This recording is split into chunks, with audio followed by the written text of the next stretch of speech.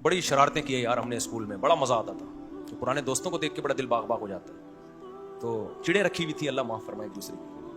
وہ تو غلط ہے, چڑیں رکھنا تو بہت غلط کام ہے یار. بتانا نہیں یار ناصر بھائی, آگے کائنڈلی. حالات تبدیل ہو چکے ہیں.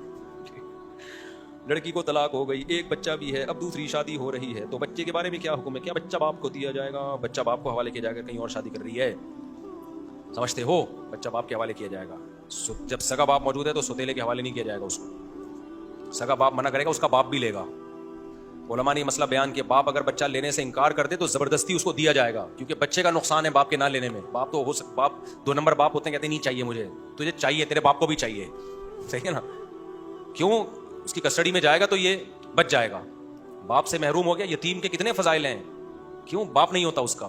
بہت مسائل کھڑے ہوتے ہیں. خواتین دیکھو, بچے سے محبت عورتیں بہت کرتی ہیں, اس میں دو رائے نہیں. ماں سے زیادہ کون بچے کو چاہے گا؟ ماں سے زیادہ بچے کی کوئی بھی کیئر نہیں کر سکتا.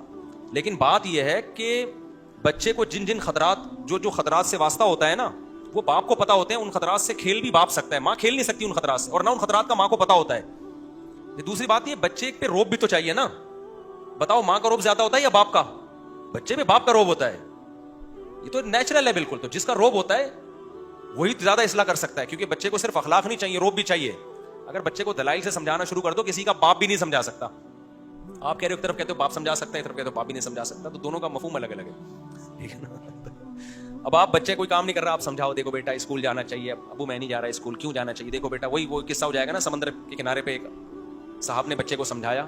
وہ بچہ تھوڑا نوجوان بچہ تھا, اس کو سمجھایا, بیٹا تم یہاں سگریٹ کیوں پی رہے ہو سمندر کے کنارے, تم کچھ کر کیوں نہیں لیتے؟ اس کو دلائل سے سمجھا رہے ہیں. تو اس کو کہا, بیٹا دیکھو تم پڑھ لو. اس نے کہا پڑھ کے کیا ہوگا؟ اس نے کہا میٹرک کر لینا 10 سال میں, پھر کیا ہوگا؟ پھر انٹر کر لینا, پھر کیا ہوگا؟ پھر جو ہے نا ماسٹرز کر لینا, پھر کیا ہوگا؟ پھر PhD کر لینا, پھر کیا ہوگا؟ بیٹا پھر 16 سال کے بعد جاب کرنا, جاب کے بعد کیا ہوگا؟ بیٹا پھر گھر بنانا, گھر کے بعد کیا ہوگا؟ بیٹا پھر شادی کرنا, پھر کیا ہوگا؟ بچے کو ہوں گے, پھر کیا ہوگا؟ مزے اڑانا. کر ابھی کیا اڑا رہا ہوں کہتے ہیں ابھی کیا اڑا رہا ہوں, مزے ہی تو اڑا رہا ہوں. دلائل سے جواب دے سکتے ہو؟ بچے کو بھی آپ سمجھاؤ, بیٹا یوں کرنا, یوں کرنا, وہ نہیں مانے گا. بچے کو آنکھیں دکھانی پڑتی ہیں, بیٹا اٹھ جا, تیار ہو کے کہاں جا, ورنہ ہم تو اسکول پڑھتے ہی نہیں. ہماری مائیں ہمیں سمجھاتی رہتی.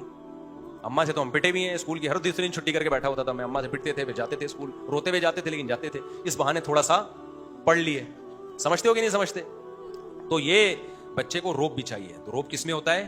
باپ میں. مسائل باہر کے باپ کر رہا ہوتا ہے تو نقصان تو ہوتا ہے ماں کو, لیکن بچے کا فائدہ اس میں, ماں ملتی رہے بچے سے. اور اگر شادی نہیں کرتی وہ کہیں اور, تو پھر جب تک 7 سال کا نہیں ہو جاتا ماں کے پاس رہے گا, کیونکہ 7 سال کے بعد بچے کو تربیت کی ضرورت ہوتی ہے. اچھا شادی بھی کر لیتی ہے نا, تو پھر دادی کا حق ہے, نانی کا حق ہے, کیونکہ چھوٹے بچے کو تو عورت چاہیے نا. تو مطلب یہ کہ اپنے ساس سسرال نہیں لے جا سکتی, وہ ماں کے حوالے کر دے 7 سال تک, نانی پالے گی. نانی نہیں پال رہی تو دادی پالے.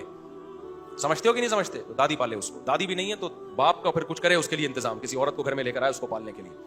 تو یہ نہیں ہے کہ باپ سے محروم کر دیتے ہیں, اس میں بچوں کا بیڑا غرق ہوتا ہے. ساری زندگی کا احساس سے کمتری کا شکار ہوتے ہیں, وہ تربیت نہیں ہو پاتی ان کی, بگڑ جاتے ہیں, بڑے مسائل کھڑے ہوتے ہیں.